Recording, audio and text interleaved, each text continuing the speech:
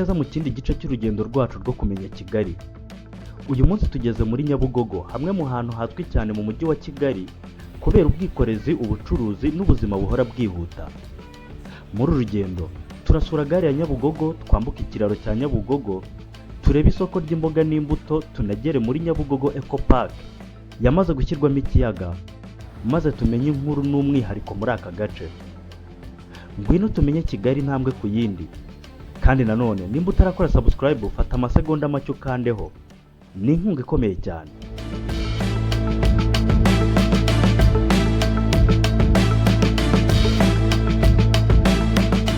Urugendo rwanjye muri Nyabugogo naruhereye muri gare ya Nyabugogo, imwe mu nkingi zikomeye z'ubwikorezi mu Rwanda.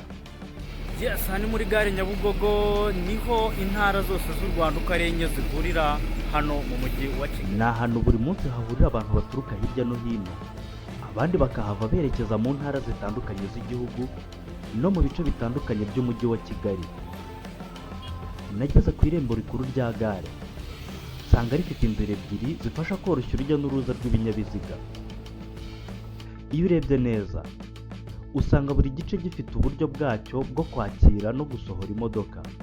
Igice cyo hepfo giherereye ku ruhande rw'umuhanda werekeza ku Kinamba nicyo nabonye cyakira imodoka nyinshi zerekeza mu byerekezo bitandukanye. Iki gice nabonye gikunda guhagararamo bisi nini, yaba izerekeza mu ntara zitandukanye z'u Rwanda, izikora ingendo zo mu mujyi wa Kigali, ndetse n'utubisi duto abantu benshi bamenyereye ku izina risanzwe rya taxi cyangwa twegerana. Iyo izi modoka zisohotse muri gare zihita zinjira mu muhanda wo ku Kinamba zigakomeza urugendo rwazo. Ku rundi ruhande rero hari igice cyo haruguru cyakira ahanini bisi zo mu bwoko bwa kwasiteri ziba ziturutse mu ntara zitandukanye. Niho nabonye abagenzi benshi barangije ingendo zabo, abandi nabo batangiye kwerekeza mu bindi bice by'igihugu. Iyo izi modoka zisohotse zinjira mu muhanda uva mu mujyi, bigatuma urujya n'uruza rukomeza kugenda neza. Nitegereje uko ibi byose biteguye, nasanze gare ya Nyabugogo atari ahantu abantu bafatira imodoka gusa. Ni ahantu ubona ubuzima bwa buri munsi bw'u Rwanda mu ishusho imwe.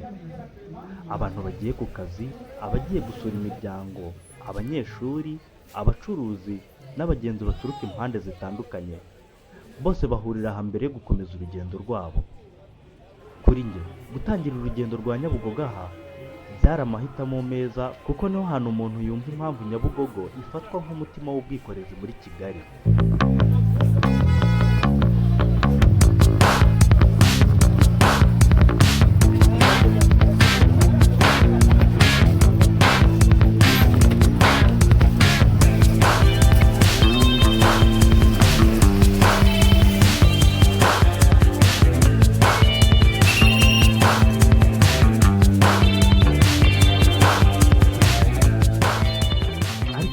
Nyabugogo si ahantu hakorerwa ubwikorezi gusa, ni hamwe mu hantu ubucuruzi bugaragarira ku rwego rwo hejuru, kuko aho urebye hose usanga hari ibikorwa bitandukanye bitunga abaturage benshi.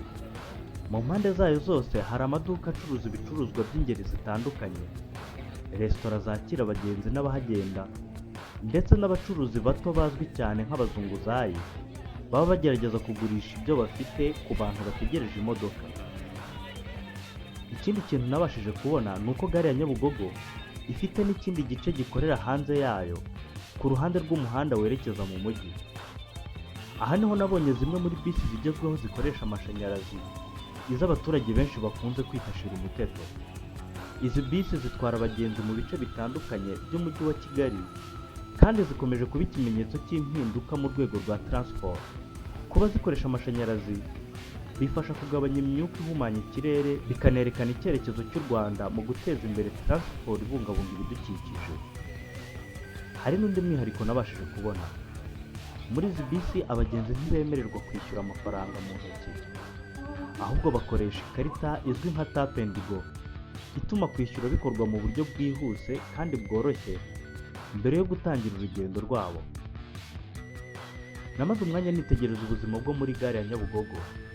Nasanze atari ahantu abantu bafatira imodoka gusa, ni ahantu hagaragarira ubuzima bw'umujyi, ubucuruzi, ikoranabuhanga n'iterambere ry'ubwikorezi, byose bihurira hamwe bikerekana impamvu Nyabugogo ikomeza kuba imwe mu nkingi z'ingenzi z'umujyi wa Kigali.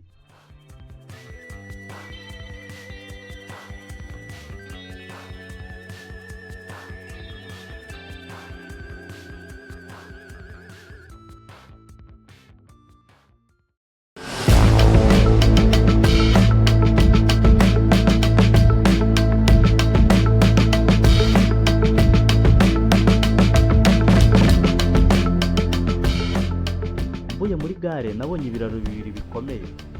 Hari ikiraro umuntu yambuka akomeza yerekeza ku Kinamba, hakaba n'ikindi cyerekeza i Gatsata. Mu by'ukuri njyewe byose mbyita ibiraro bya Nyabugogo, ariko hari andi mazina uza bitandukanya wayatubwira muri comment. ahandi ni ku kiraro cya Nyabugogo. Nitegereje uburyo byubatse, nabonye ko ari ibikorwa remezo byatekerejweho neza. Imihanda yagutse, inzira z'ibinyabiziga ziteguye neza, ndetse n'imiterere yabyo igaragaza uruhare bifite mu gutuma taransiporo yo muri aka gace yoroha kurushaho. By'umwihariko ikiraro cy'i Gatsata gifite akamaro gakomeye cyane. Buri munsi gihuza ibihumbi by'abantu n'ibinyabiziga hagati ya Nyabugogo n'ibice byo hakurya. Nagerageje kwiyumvisha uko urugendo rwaba rumeze iyo iki kiraro kitahaba, maze menya neza agaciro k'ibikorwa remezo nk'ibi mu buzima bwa buri munsi. Nubwo abantu benshi banyura kuri ibi biraro ntibafate umwanya wo kubitekerezaho, kuri njye byabaye kimwe mu bintu by'ingenzi nabonye muri Nyabugogo.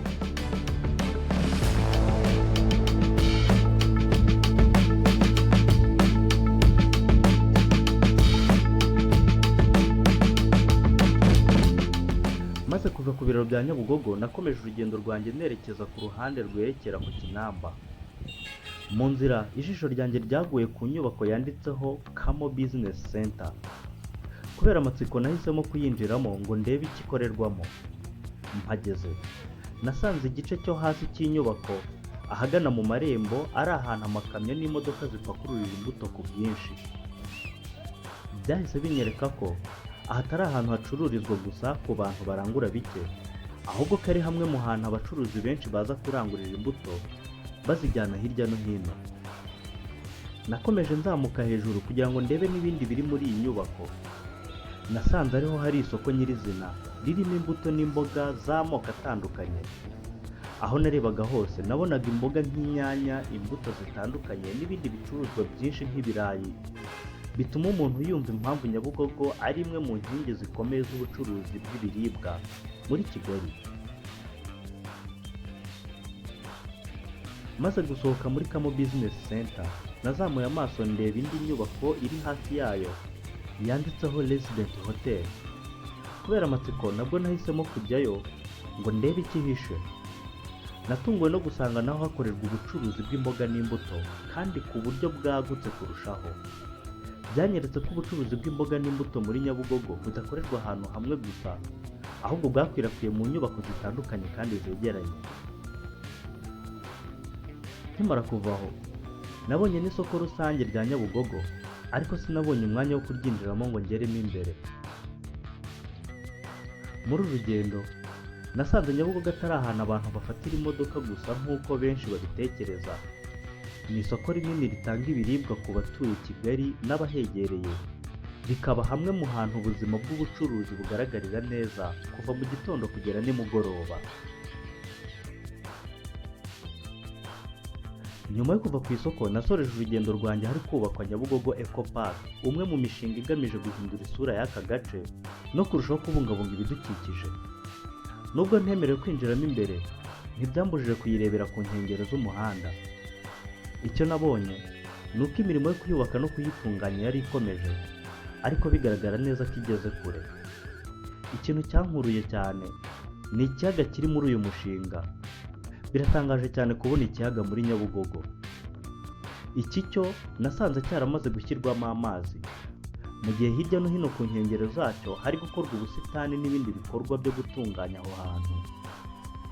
Nubwo imirimo yari itararangira, byaranyoroheye cyane kwiyumvisha uko hazaba hameze igihe byose bizaba byuzuye. Birashimishije kubona ahantu hasanzwe hazwi cyane kubera ubucuruzi n'ubwikorezi, naho hari gutegurwa ikibanza kizajya gifasha abantu kuruhuka, gutembera no kwishimira ibidukikije. Aha niho nasoreje urugendo rwanjye muri Nyabugogo. Uyu munsi wanyeretse ko Nyabugogo atari gare gusa nk'uko benshi mu baturuka mu ntara twari tubizi. Ni ahantu hahurira ubwikorezi, ubucuruzi n'imishinga mishya igamije guhindura no kurushaho guteza imbere uyu mujyi. Nizera ko nkiri mu rugendo rwo kumenya Kigali hari byinshi ntahita nsobanukirwa mu munsi umwe gusa, ariko buri ntambwe nteye inyegereza kurushaho kumenya umujyi wacu. Ikindi kandi ndifuza ko mukomeza kugendana nanjye muri uru rugendo, ari nako mukora subscribe, like na share, musangiza ibi biganiro inshuti zanyu. Njye nitwa Joshua Mutuyimana, dusubire muri video ikurikira. Ciao ciao.